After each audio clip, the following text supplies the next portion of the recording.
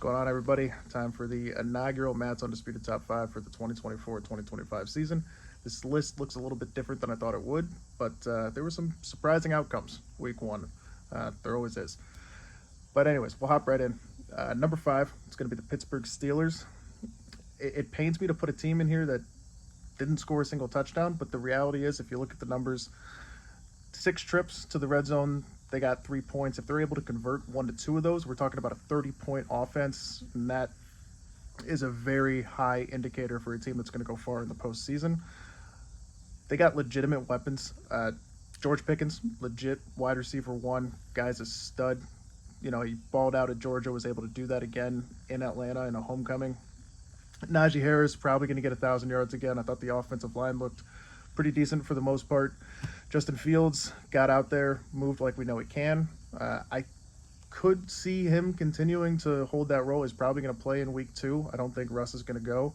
And I wouldn't be surprised to see Pittsburgh go that direction the rest of the year. Pittsburgh's defense looked phenomenal. Great run defense. TJ continued to do all the wonderful things that he does week in, week out. The secondary looked great. Jackson and Elliott both coming away with an interception. Typically a weak spot for Pittsburgh ever since the Palomalu days. I haven't really cared much for their secondary, but they've been investing there, and some of their picks are hitting. But when you talk about a team, holding their opponent to 10 points, I mean, that's a significant thing that we should look at and acknowledge, especially against a high-octane offense like Atlanta. I was impressed. They need to turn 3s into 7s. And if they can do that, I see no reason Pittsburgh can't go far this year. Number 4, it's going to be the Houston Texans. Probably, on paper, the best offense in the NFL. Joe Mixon, 150, I think maybe 156 yards. I didn't think he was done. I was surprised Cincinnati moved on from him. Great performance from Nico Collins, 117 yards. Diggs showing up with 2 TDs. Tank Dell with about 40-45, and, Stroud looked fantastic. They gave up more points than I would have liked them to give up. But, I mean, Anthony Richardson was just balling out. We all saw him throwing it 70 yards on a rope. Not afraid to, put his head down, run into linebackers, which, I'm sure Indianapolis fans probably don't love. But, if they can shore things up on the defensive side, offensively, Houston Texans are a very, very scary team. Number 3, it's going to be the Dallas Cowboys, who beat the absolute brakes off of my Cleveland Browns. Dak got paid big.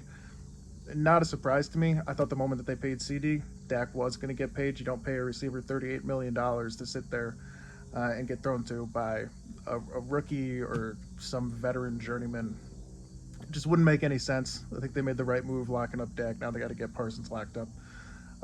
I don't know if it was a product of the Browns missing their starting tackles or the fact that the defensive line for Dallas has taken a significant step up, but wow, were they able to generate a lot of pressure. I mean, it was unbelievable. The secondary looked good. They looked like they were draping receivers, at least forcing Deshaun to go to his second or third read, which he ultimately collapsed in throughout the entire game. I was very, very impressed. I think offensively they did what I expected them to do. Nothing too out of the ordinary, except for the fact that Ezekiel Elliott looked like he was 22 again. Dallas has got the pieces. I mean, but we've been saying it for years, and they do this in the regular season. Can they keep it up in the postseason? I don't know. Remains to be seen. But the reality is, you can only focus on the week that you have in front of you, and they did that. And they took out a good team. That puts them at number 3. Number 2, it's going to be the San Francisco 49ers. You guys know this is a team that I am historically very, very high on. They just have so many weapons. I mean, when we talk high offenses, I know I preached Houston potentially being the top offense on paper about a minute and a half ago, but you could just as easily argue San Francisco. I mean, Christian McCaffrey, unfortunately, wasn't able to play, but arguably the best running back in the NFL. They put Debo back there. Debo crushed it. 2 rushing touchdowns. Ayuk, Kittle, Juszczyk, and then, of course, a great offensive line anchored by Trent Williams. Fred Warner, man, what a middle linebacker. I mean, that punch-out was textbook.